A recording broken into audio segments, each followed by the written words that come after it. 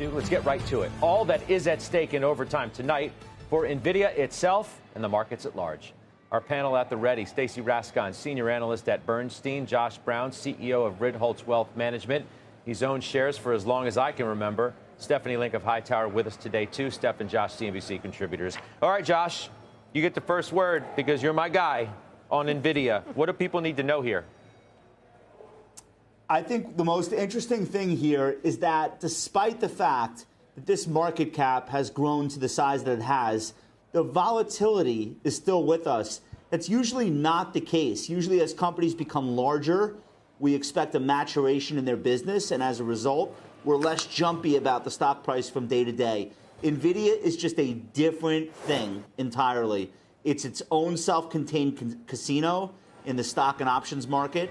And this report is no different. Nvidia is expected to move plus or minus 11% in reaction to the earnings tonight. For the last 8 quarters, the average implied move post-earnings was plus or minus 12%. So the game is still the game. That's the first thing I would tell you. The second thing, expected earnings per share of 65 cents, just to set the table. That's 138% year-over-year gain on revenue of $28.7 billion, which is a 113% gain.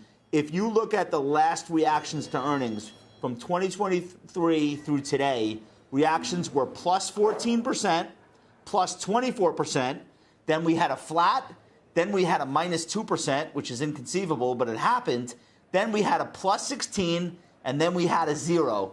So really, the average reaction through last quarter throughout 2023 and 24 is plus 10%. But as I've shown you, those results have really been sort of all over the map. We haven't had the big down reaction. That's the one thing we haven't seen yet since the Nvidia era began. I'm not suggesting tonight will be the start. Just keep in mind, it is in the realm of possibilities, even though we haven't seen it in this time frame.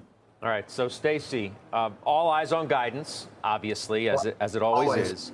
So near 32 billion, near 32 billion in revenues is the guide, the expected guide.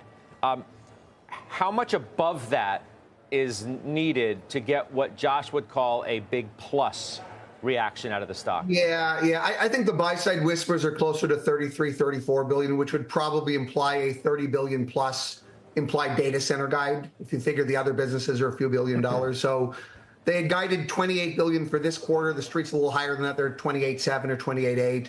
Street's around 31 and 31.8 something, close to 32 for next quarter. Buy side's probably looking 33 to 34.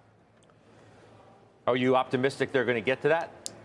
Yeah, so this is the interesting thing, right? So everybody's been wondering what the Blackwell delays might mean for any of this. And I actually think for Q3, it's probably not much of an issue. There wasn't ever going to be a ton of Blackwell revenues in Q3 anyways.